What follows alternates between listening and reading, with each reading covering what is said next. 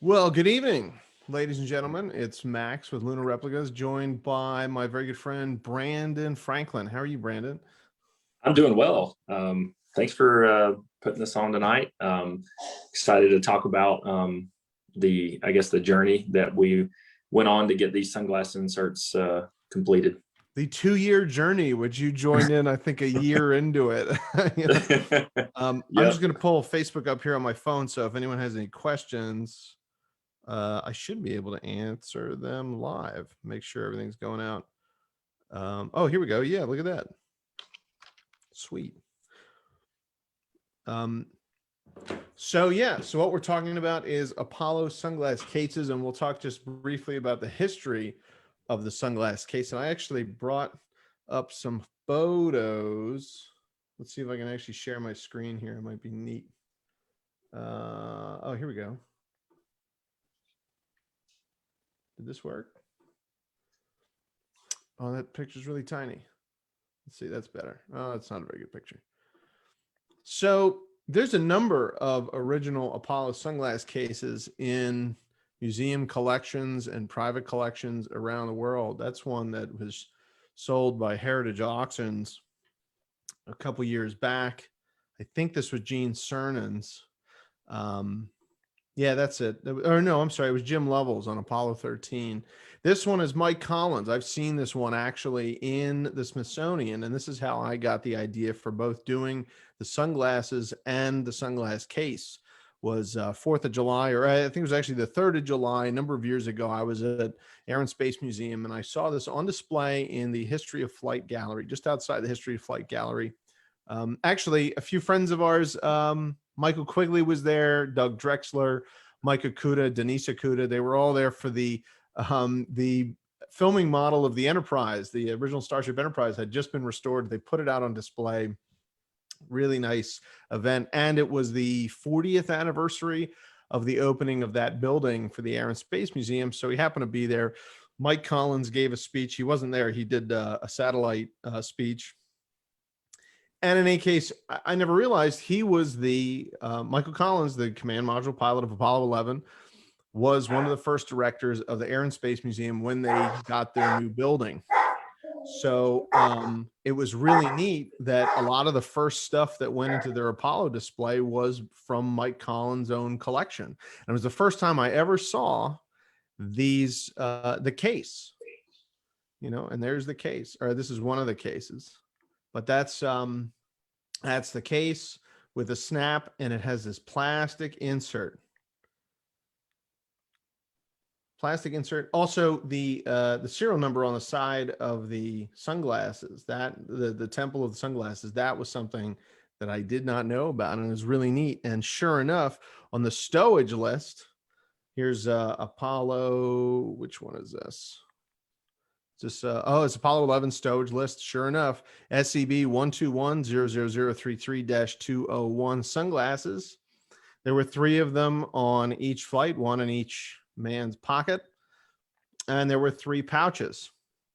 There were also 3 watches and 3 watch bands and 3 pens, and basically everything that's on this list here, by the way, we're trying to sell at Lunar Replicas. So that's one of our goals, is everything on the stowage list that was kind of personal. All the SEB items, for the most part, we're trying to do. Even the slide rule. Yes, even the slide rule.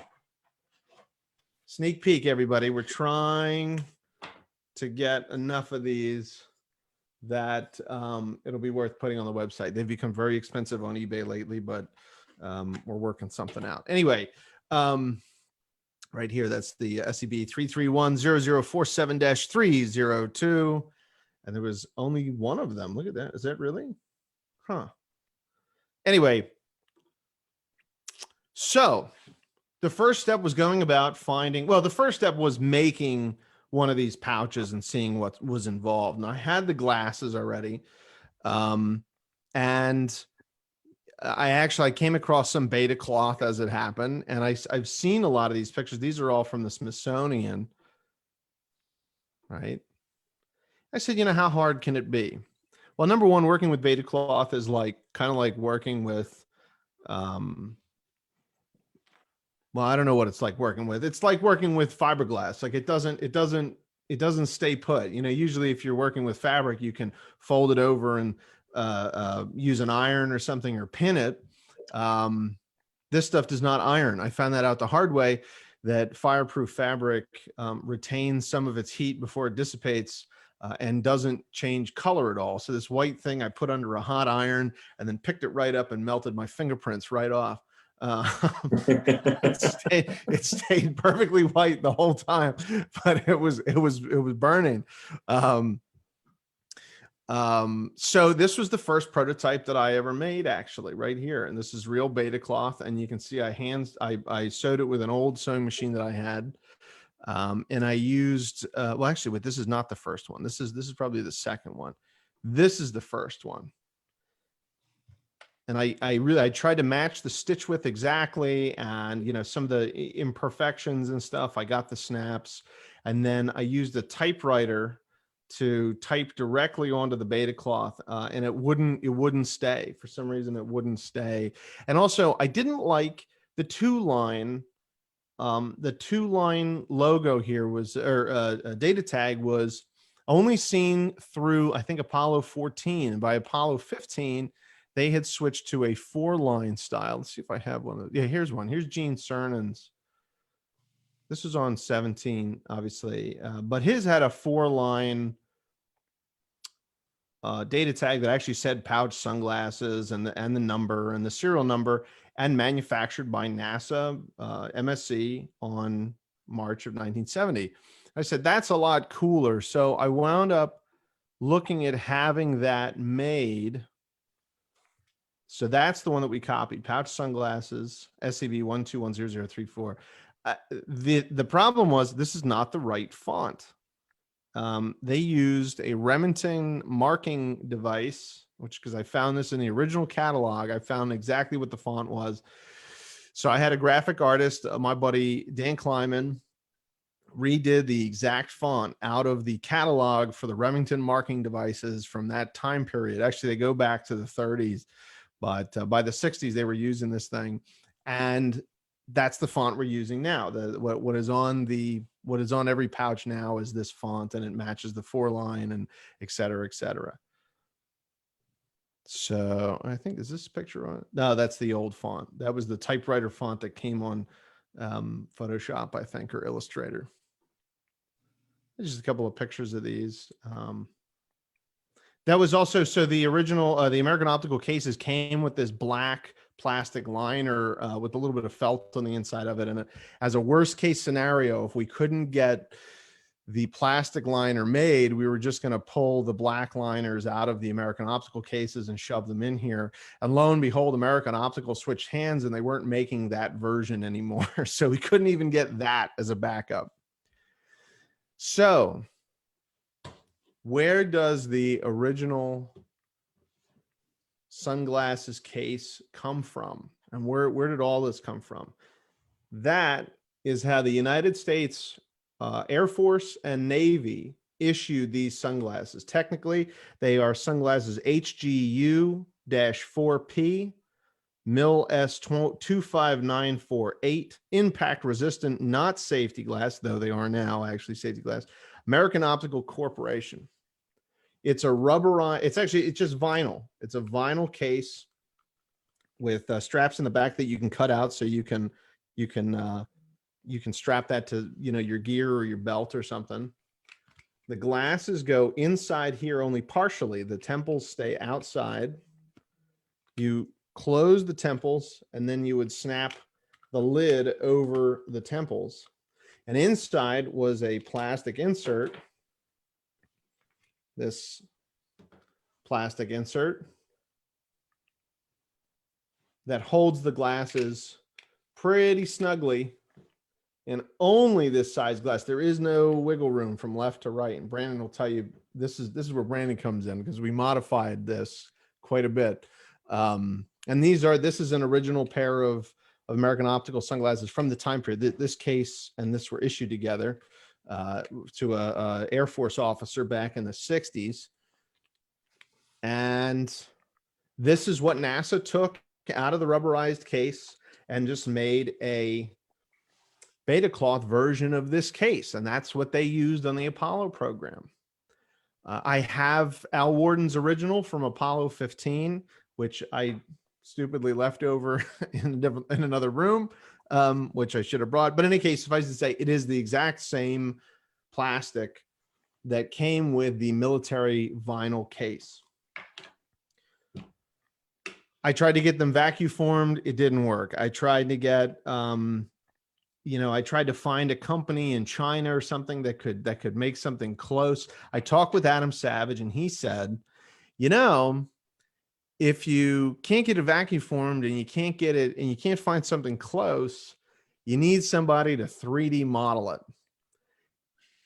And Brandon came into the picture. He was a fan of the show. I found you because you did a review of the Type 1 jacket on YouTube. Do you remember? Yep. I think I sent you an email or something. It said, thanks for the review. And we were talking, and I found out you were making some stuff with 3D printing. Mm-hmm. I said, hey, you know what? It like took 5 months for me to kind of connect it. I said, you know what? Wouldn't it be cool if we tackled the sunglasses case? And go for it. You tell them the process that you went through. Okay. So yeah, we started out with, just a conversation, and he found out, like he said, that I, on the side, I do software developer by trade, and I do CAD design. I have a business where I do prototyping and I do 3D printing. And so yeah, he asked if I could model this up, and I said, not a problem. I think I tried to do it originally off of pictures that you had sent me. Mm-hmm. And then you, I think, ended up sending me the actual one that you own. Yeah, I sent you this one, and I sent you a case. So one of the decisions we made early on was that we wanted it to be a little bit larger, because this is really restrictive. And if you don't have the 52 millimeter, like if you don't have this pair of glasses, nothing else is going to fit. Also, having the temples out of the case and having to do this all was a little bit different than a modern sunglass case, and we thought that it didn't really provide that much protection. As a matter of fact, the whole side of the glasses is out of the case. So that was step number one. Is scope of this was, we're going to make the case about 10% larger, and that really dictated the bucket size and stuff of the final product. Yeah, it was a challenge to create, because I had originally just modeled it like pretty much exact to the original, and then we wanted to make it that bigger size. But the challenge with that was, I think you had already had a lot of these sewn up, right? Oh, and that's right. Yeah, there was what wound up being the pencil cases. We had a bunch of them sewn up based on the prototype, and the larger prototype, the 10% larger, and it was just on a whim. We just had sewing time with the shop, and they needed a project, and we had some fabric laying around, and it turned out that I didn't like the fabric very much. Actually, this is one of them right here.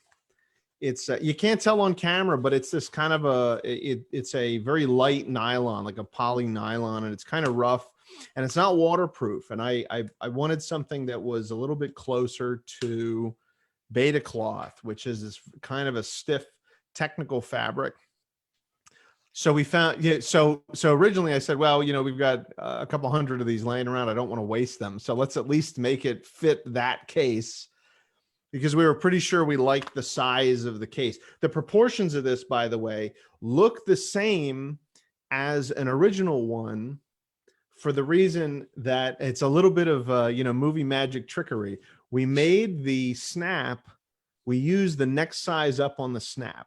So everything's in proportion with itself because the snap is larger.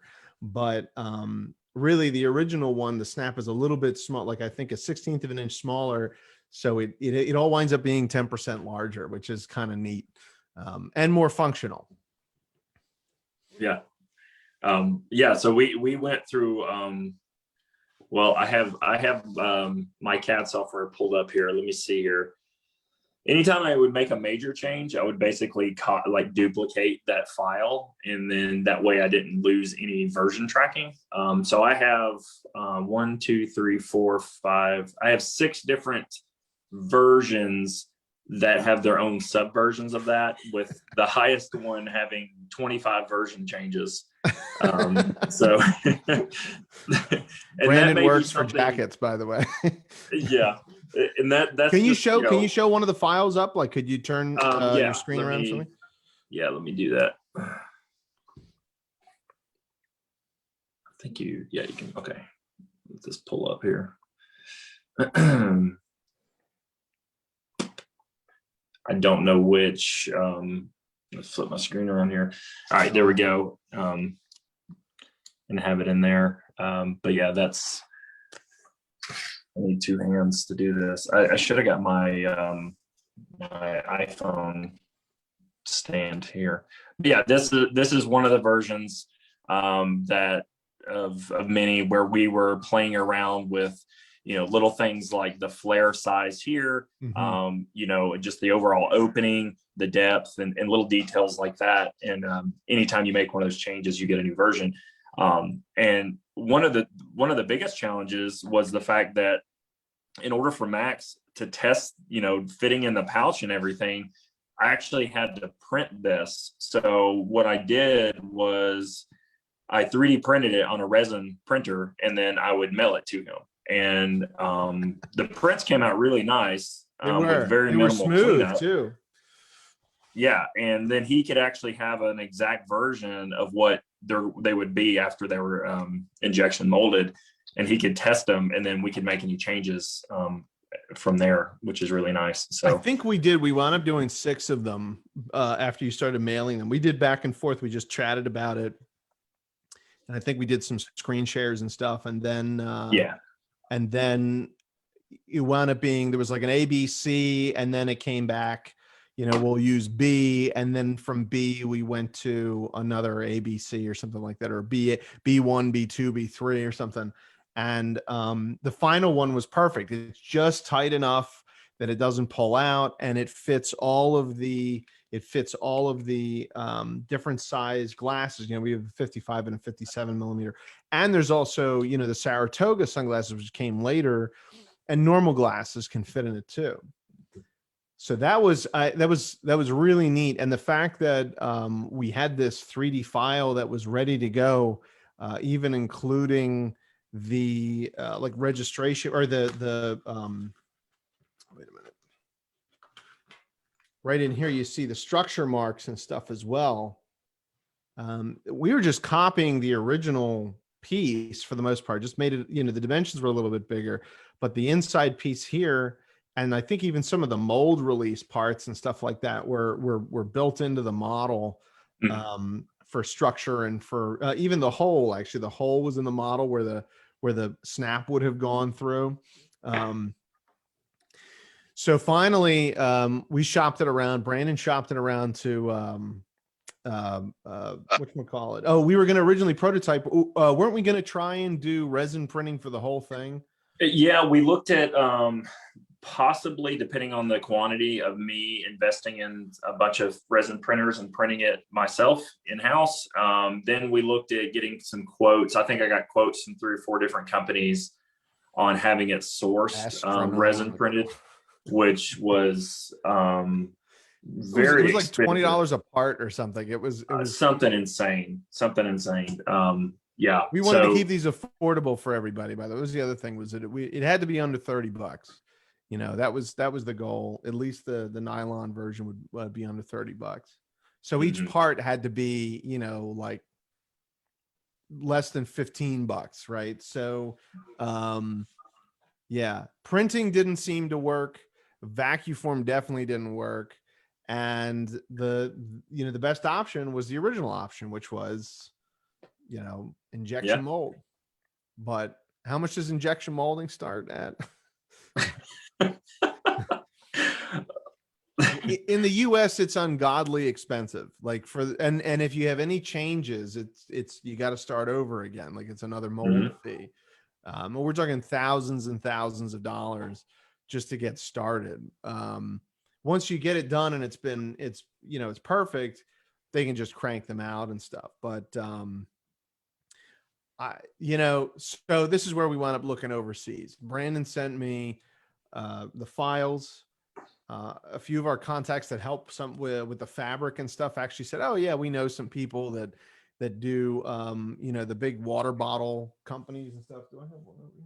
They sent me a sample actually. Like they do water bottles for for Nalgene or whoever, these big companies.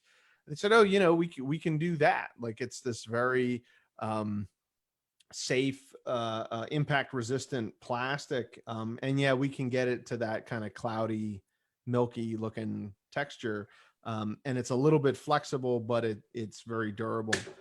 And the price was about 50% of what it was in the United States, and all changes were included, which was like, oh, okay, that's awesome, So we did it, and then about I didn't hear from them for like 3 or 4 months. I think there was COVID was happening, and a lot of places were shut down for a little bit. And one day I get 10 packages with 2,000 of these in boxes from them. I was like, wow, that's amazing. And it wasn't cheap, but it was, we did it right. And I wanted to make sure, Brandon and I both said it's got, if we're going to do it, we're doing it all the way.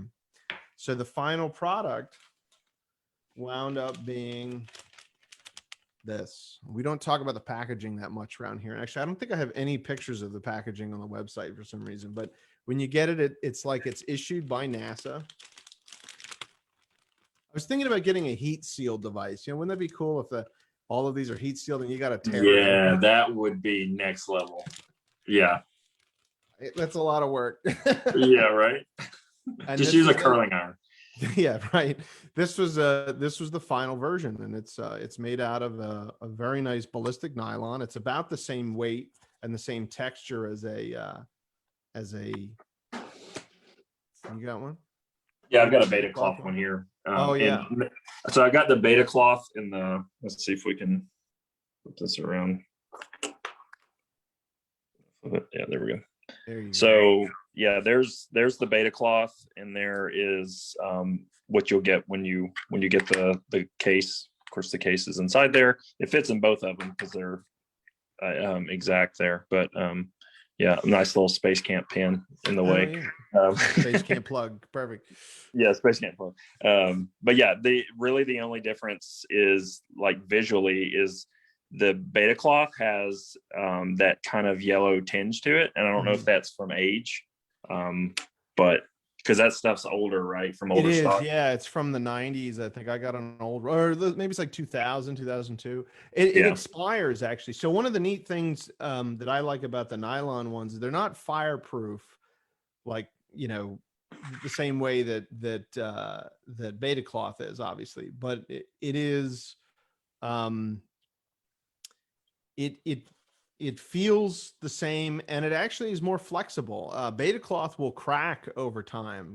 These were not meant to be used continuously for longer than a couple of weeks or maybe a month or two, on Skylab or something, or by the shuttle program. But the one that I have from Al Warden is cracked. One of the prototypes that I carried for about a year is cracked. Like they get old, especially in the seams here, and then some of the tight corners, like at the bottom, it cracked. The nylon will not. The nylon, is a durable technical fabric as well. It'll get dirty and it'll get a little smudged up and stuff, but it's not going to crack with use the same way the beta cloth does. So actually, I think it's a better product. It's not, it's not space rated because it's not fireproof, but yeah, it is definitely a better product. Like what you said, compared to the beta cloth, the nylon is for sure. The beta cloth is a cool thing to have, because, that's actually what they would have used. But the beta cloth stuff, if you haven't read Lunar Outfitters book, you definitely need to. They'll give you a good understanding on beta cloth and some of They the stopped trials. using it. They moved to Teflon for a whole bunch of that stuff. Yeah, well, I forget what they called it. The original beta cloth was just fiberglass threading, which is what beta cloth is, and it immediately would not last in even a couple of like training sessions. And so then they actually coated it in Teflon, and that's where you get what is considered the modern beta cloth, and which is what this is. Why it has that kind of waxy feel to it. It's that Teflon coating, and that allowed it to last much longer, but it still will, fail over time. Like you were saying, like you carried one for a year and it started to crack and stuff. So yeah, I've retired it already, Yeah, I actually retired mine too, because the hard corners here have actually started to fray a little bit, and I knew that would just lead, and I want to preserve it. So yeah, I put it in my collection over here. So, well, this has been a really good project. The sunglasses just are completed by this, and in this case, like I said, they are safe in there. It's fully enclosed. So we made the front a little bit higher, this to be wider and a little more open.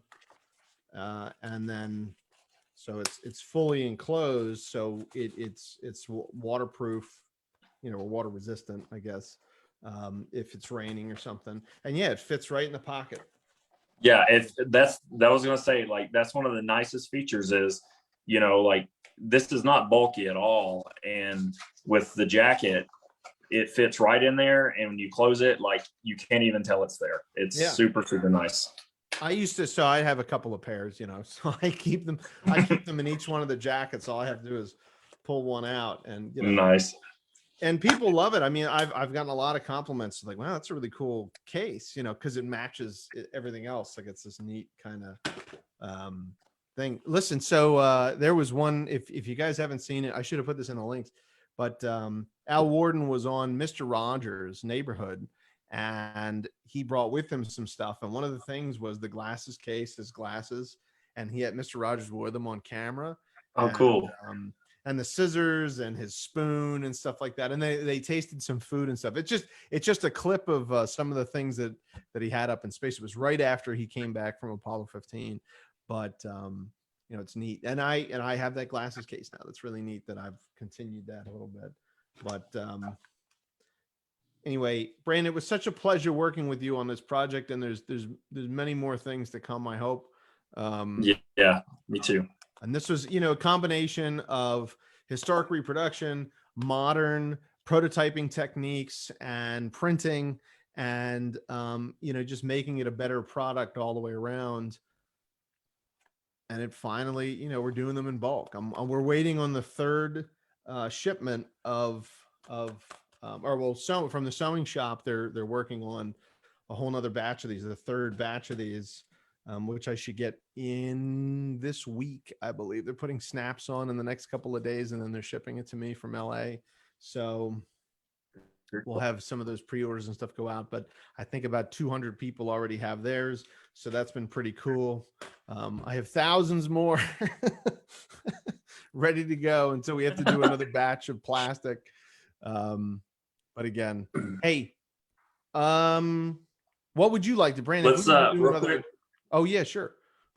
No, I was gonna say, let's not forget to mention a couple weeks ago, Adam did a review on these on tested.com. So super cool. Shout out from awesome. Adam. He's great as always. So yeah, he did a review on the case and the plastic insert that I did. So super awesome. Adam's the man, and a true fan. People said, oh, well, that looks like an advertisement that you paid for something. No, yeah. He's just a friend. He's been involved in this project from the beginning. He takes no credit, but there's a lot of credit to him. I bounced a lot of ideas off of him, and it's just been, something that it was new to me. I've never done 3D printing and stuff. I've done vacuum forming. So that was one of the first things we talked about, but it just didn't seem to work out. And it wasn't until other things kind of took off, and Brandon found us, and then we kind of just got chatting about some other stuff. You know, this is the power of makers connecting with each other. You know, that Exactly. one thing leads to another. So, oh yeah, I know how to do that, or like you know, I'm willing to, I'm free on a weekend. Let's do this. You know, and then a sewing contact of mine said, oh yeah, you know, my cousin's got a place that does rapid or not rapid prototyping, vacuum, man, I can't talk. He does injection molding. That's it. And it happened, you know, it really was that quick. Once it got going, it kind of went quick, but it was just getting the pieces together. And frankly, part of it was, I was just like, oh, it's back burner. It's not going to happen. And until I met someone like Brandon, who was willing to, you know, spend his time and expertise, and, you know, you said you were willing to buy a whole new machine and stuff like that to make it work. Yeah, I was going to do whatever it took. That's awesome. You know, well, now you know, hopefully, and we've gotten a lot of reviews on this and emails and stuff. And of course, Adam's video, which got a ton of hits, but people really like them. And that's what's the most important, is that people enjoy it. And when it's not just a sunglass case. Now it's, you know, a piece of Apollo hardware that you can, every time you go reach for the glasses, it's something that's like, hey, I remember watching Apollo 13, or I remember watching them go up in space, or watching them on TV or something. But, you know, all right, Brandon, you ready? Yeah. Where's my glasses? There. Hang on. Be shade up. All right, we're ready for liftoff. Thank you all for joining us tonight. Brandon, thank you so much for everything that Anytime. we've worked together on, and much more to come. It'd be really cool to work with you again, brother. You too, man. All right, see you guys later. Good night. All right. Thanks, guys.